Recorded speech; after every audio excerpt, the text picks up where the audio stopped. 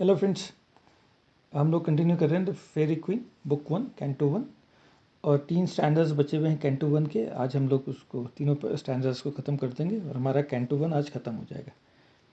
जो उना है वो रेड क्रॉस नाइट को आर्ग्यूमेंट दे रही है फॉर हर बिहेवियर। अपना जो उसका एक एटीट्यूड था, उसने जिस तरीके की हरकत करी थी या एक्शन करा था, उसका आर्ग्यूमेंट दे रही है। Love of your self, she said, and dear constraint lets me not sleep. आपके लिए रेड क्रॉस नाइट मेरा जो लव है, जो मेरे हार्ट में जो आपका लव फिल है, और मुझे उसको चेक करना है, उसको कहना नहीं है। एंड डियर कंस्ट्रेंट का मतलब उसे चेक करना है अपने लव को। लेट्स मी नॉट स्लीप, उसने मुझे सोने नहीं दिया रात को, but waste the very night in secret anguish and unpitied plaint. And I was wasting, मैं वेस्ट कर रही थी अपने नाइट को इन वेरी नाइट। वेरी मतलब होता है थका देने वाला, टायरसम नाइट को। नाइट वो टाइम होता है जब हमारी थकान दूर होती है, लेकिन ऐसा मेरे साथ नहीं हो रहा था क्योंकि मेरे तो दिल में आपके लिए प्यार था और उसको भी मुझे चेक करना था। In secret anguish and unpitied plain, secret anguish का मतलब मेरे दिल में पेन था, वो लव का जो पेन होता है वो सीक्रेट, और मैं इसको बाहर भी नहीं कह सकती। एंड अनपिटीड प्लेन, प्लेन का मतलब होता है कंप्लेन। ऐसा कंप्लेन थी मेरे अंदर जो कि अनपिटीड थी, जो कि नोटिस नहीं की गई थी, जिस पे दया नहीं आ रही थी किसी को या आपको। ये तो मेरे साथ हो रहा था कि मैं कम्प्लीटली अनसेटल्ड थी। While you in careless sleep are drowned quite, लेकिन आप जो थे, आप तो कम्प्लीटली केयरलेस थे और आप डूबे हुए थे स्लीप में। तो मैं आपका अटेंशन जो है वो स्टैंजा 40 में भी लेके जाना चाहता हूँ। जब जो स्पिरिट है वो, उसको आर्चिमेगो ने भेजा था अंडरग्राउंड में, वो मॉर्फस के पास गई थी, और वहाँ पे जो सबसे बड़ा जो दुश्मन होता है स्लीप का, वो होता है केयर या चिंता। तो ये 2 लाइन देखिएगा। And wakeful dogs before them fair do lie, watching to banish care their enemy. So care जो है वो एनिमी है किसकी? स्लीप की। और डॉग्स रखे गए हैं वहाँ पे ताकि इन स्लीप केयर को वहाँ आने भी ना दे। सो यहाँ पे जो फॉल्स होना है वो कम्प्लीटली केयर में है, ऐसा वो कह रही है। और जो रेड क्रॉस नाइट है वो डूबा हुआ है स्लीप में, क्योंकि केयर उसके आसपास भी नहीं भटक रही। Her doubtful words made that redoubted knight suspect her truth. लेकिन जो रेड क्रॉस नाइट था बहुत ज़्यादा कन्विंस नहीं हुआ इन इन वर्ड्स से। रीडाउटेड नाइट का मतलब वो एक फॉर्मिडेबल नाइट था, बड़ा स्ट्रॉन्ग नाइट था, तो वो इतनी ईजिली वो कन्विंस होने वाला नहीं था। येट सिंस नो अनट्रूथ ही न्यू। सो एक तरफ तो वो उसके वर्ड्स को डाउट कर रहा है, जो भी उसने बोला है उसको, उसमें उसके बारे में वो कन्विंस नहीं हो पा रहा है। लेकिन ये भी उतना ही सच है कि येट सिंस नो अनट्रूथ ही न्यू, वो इस ऊना के बारे में कुछ अनट्रूथ भी नहीं जानता है, कुछ झूठ भी नहीं जानता उसके उसके बारे में। ये भी उतना ही सही है, और इस वजह से वो एक क्लियर कट उसका अपना नहीं बना पा रहा है कि ये सच बोल रही है कि झूठ बोल रही है। और क्योंकि वो नहीं बना पा रहा है, इसलिए फिर बेनिफिट ऑफ डाउट वो इस ऊना को देता है to some extent. Her fawning love with foul disdainful spite he would not send. Fawning का मतलब होता है फ्लैटरिंग लव। अब उन्होंने जो बड़े फ्लैटरिंग वर्ड्स यूज़ किए हैं उसके लिए, लव के लिए।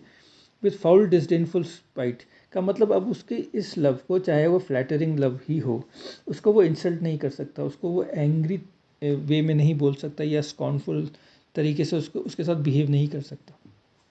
बट सेड, और इसलिए उसने कहा, डियर डेम आई रू, और मुझे इस डियर लेडी, मुझे इस बात का बड़ा दुख है, that for my sake unknown such grief unto you grew. मेरे लिए, और मुझे कम्प्लीटली इस बात का कुछ पता ही नहीं है कि मेरे लिए आपके मन में इतना दुख था, इतना प्यार भी था और इतना दुख भी था, इसका मुझे कुछ भी ज्ञान नहीं है। 54th स्टैंजा हम लोग शुरू कर रहे हैं। Assure your self it fell not all to ground, और आप कन्विंस हो जाओ, आप अश्योर्ड हो जाओ कि जो आप लव आपने मेरी तरफ दिखाया है वो ग्राउंड में नहीं गिरा है, और मैं भी इक्वली आपसे उतना ही लव करता हूँ। For all so dear as life is to my heart, और जितनी डेयर, जितनी प्यारी मुझे मेरी लाइफ है, मेरे हार्ट के जितने पास है, आई डीम योर लव, तुम्हारा जो लव है वो भी मैं उतना ही क्लोज रखता हूँ अपने heart.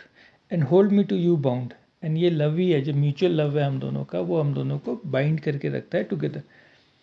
Knee let vain fear procure your needless smart, और वेन फेयर का मतलब होता है यूजलेस फेयर, जिसका कोई बेसिस ना हो। वो वो तुम्हारे नीडलेस स्मार्ट मतलब तुम्हें खामखा ही परेशान कर रहा है। वेयर कॉसेस नन, कोई कारण ही नहीं है तुम्हें परेशान होने का। But to your rest depart, but you should go and you should take rest. तुम जाओ और जाके अपना रेस्ट करो। Not all content.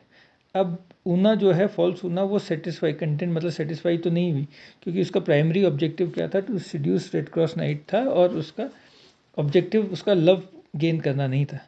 Yet seemed she to अपीस, लेकिन उसने ऐसा दिखाया कि हाँ भाई वो चलो अब शांत हो गई है, सेटिस्फाई हो गई है। हर मॉर्नफुल प्लेंट्स, क्योंकि उसकी जो मॉर्नफुल या सैड उसकी कंप्लेंट्स हैं, अब उसको एड्रेस कर दिया रेड क्रॉस नाइट ने, तो उसने ऐसा प्रिटेंड करने की कोशिश करी कि वो सेटिस्फाइड है। बिगाइल्ड ऑफ हर आर्ट, और उसका जो कनिंग आर्ट है, जो खराब उसकी आर्ट है, वो कंप्लीटली वो काम करा ही नहीं उसने।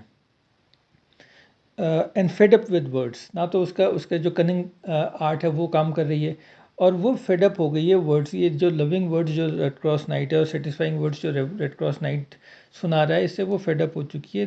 That could not choose but please.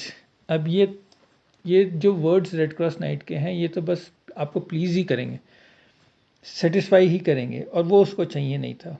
उसको तो लस्ट चाहिए था, एटलीस्ट फंसाना था, इस लस्टफुल वे से उसको रेड क्रॉस नाइट को फंसाना था। सो स्लाइडिंग सॉफ्टली फोर्थ, अब उसकी चाल चली नहीं, तो वो स्लाइडली और जेंटली वो फिर अब मूव कर जाती है। She turned as to her ease, और वो ये दिखाते हुए जा रही है कि अब वो जा रही है वापस सोने के लिए, क्योंकि अब वो सेटिस्फाई हो गई है, वो ईज हो गई है, इस वजह से वो वापस जा रही है। हम लोग 55th स्टैंजा करते हैं, जो कि हमारा लास्ट स्टैंजा है कैंटो 1 का। लॉन्ग आफ्टर ले ही म्यूजिंग एट हर मूड, तो वो लेट गया है, जो लेडी उन्हें वो चली गई है, और अब वो उसके बिहेवियर के बारे में सोच रहा है कि किस तरीके से उसने बिहेव किया। Much grieve to think that gentle dame so light, वो काफ़ी दुखी हुआ जो जेंटल डेम, वो सोचता था कि ये जेंटल डेम है, यानी वो नोबल लेडी है, उसका बिहेवियर काफ़ी ऊंचा है। And yet she behaved in such a light fashion, का मतलब ये है कि उसने काफ़ी इमोरल तरीके से बिहेव किया, वॉन्टन तरीके से बिहेव किया, ये उसको बड़ा ख़राब सा लगा। For whose defence he was to shed his blood, और ये वो लेडी है जिसके लिए वो अपना खून बहा रहा है, अपने इस एडवेंचर में जा रहा है, ताकि उसके पेरेंट्स को रेस्क्यू कर सके फ्रॉम द डेंजरस ड्रैगन। और अभी अभी उसने एरर के साथ फाइट भी किया है, तो उसको इस बात से बड़ा ख़राब लगा। At last dull weariness of former fight, और आखिर में सोचते सोचते फिर वो काफ़ी थक गया था, स्पेशली क्योंकि उसने एरर के साथ फाइट भी करी थी। Having rocked the sleep his irksome Sprite, और irksome का मतलब होता है उसकी इरिटेटिंग या ट्रबलसम स्पिरिट जो थी, उसका माइंड जो था बेचैन था, लेकिन अब उसको सिर्फ स्लीप ही उसको चैन दे सकती थी, और वो थक भी गया था, तो वो सो जाता है। That troublous dream began freshly toss his brain, और वो जो ड्रीम था वो उसने उसको फिर एक और बार मौका मिलता है, और वो फिर उसके दिमाग में बैठ के उसको ड्रीम्स दिखाता है। With bowers and beds and ladies dear delight, और ड्रीम में वो दिखाता है बावर्स, बावर्स का मतलब हो गया शेडी रेस्टिंग प्लेसेस, या लग्जूरियस बेड दिखाता है उसको, या फिर लेडीज डियर डिलाइट, जो डिलाइट या जो प्लेजर जो लेडीज़ देती हैं, यानी स्पेशली जो सेक्सुअल प्लेजर जो लेडीज़ देती हैं, उनके वो ड्रीम्स दिखा रहा है। But when he saw his labour all when, पर जब उसने देखा कि उसका जो लेबर है, जो उसका एफर्ट है, ड्रीम का जो एफर्ट है, वो काम नहीं कर रहा है, with that misformed spirit he back return again. Misform spirit, जो स्पिरिट है जो कि जिसने कि लेडी ऊना का शेप ले रखा है, उसके साथ फिर वो चला जाता है वापस टू आचिमे को। यहाँ पे हमारे पहला कैंटो, हमारा 55 स्टैंजास जो है वो हम ख़त्म होते हैं। उम्मीद है आपको बेटर एक बहुत अच्छी अंडरस्टैंडिंग मिल गई होगी लाइन टू लाइन करने से। एक इसके बाद नेक्स्ट वीडियो करेंगे जिसमें कि समरी कर देंगे हम लोग पूरे इन 55 स्टैंजास का।